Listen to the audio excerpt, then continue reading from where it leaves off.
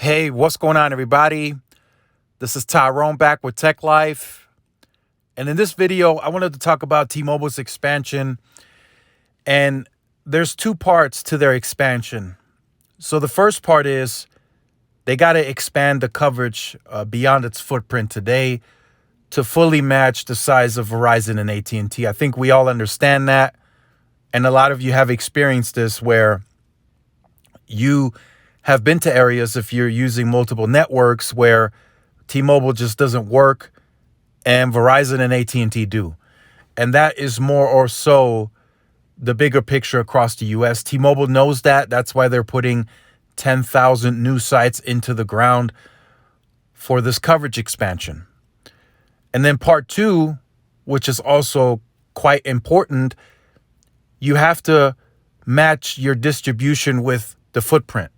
So currently, and I made sure to confirm this, T-Mobile still has not matched its current footprint size with distribution. So they're still catching up. So there are still literally cities and towns, smaller cities and towns, that have coverage but no retail distribution. So they're still adding thousands of stores to match the footprint. And that will have to be repeated again. Once they expand outside of their native coverage with new coverage, they'll have to catch up and match that footprint with distribution.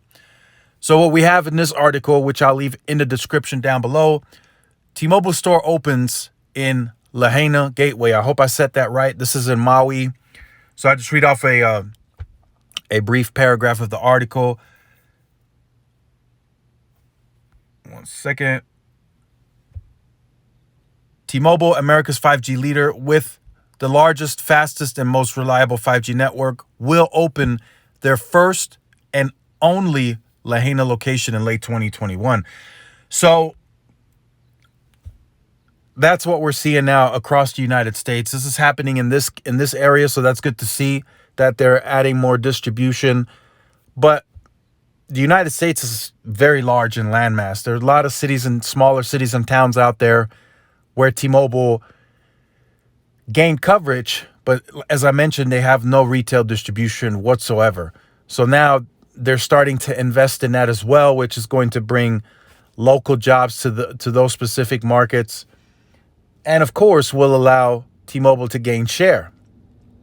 And they stated at the analyst day that they have share in the low teens in that rural segment that they want to compete in, and they want to get that to 20% within 5 years, which is still under indexed versus fair share.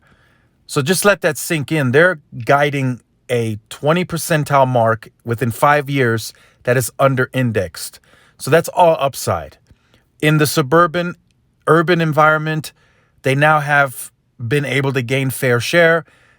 The Un-carrier growth helped with that. And then, of course, all the Sprint customers just took that to another level. So they now have the percentage-wise, market share-wise, they have fair share in the urban suburban environment. Now they're trying to gain fair share or compete to try to get fair share in the rural segment, the business segment, and then, of course, the home internet segment.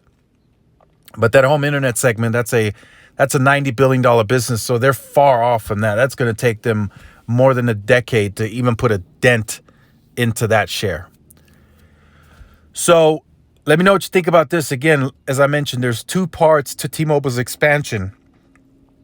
One is the coverage itself. They got to expand that. And then two, they got to match retail distribution to the coverage footprint that they expanded to. So let me know how you feel about this in the comment section down below. If you have been on the channel or you're new to the channel and you have not yet liked, shared, subscribed, make sure you do so. Hit the notification bell so you are notified when I do upload content. Make sure to follow my social media outlets for more updates and interactions. Thanks again for watching. This is Tyrone with Tech Life, and I'll see you in the next one. Peace.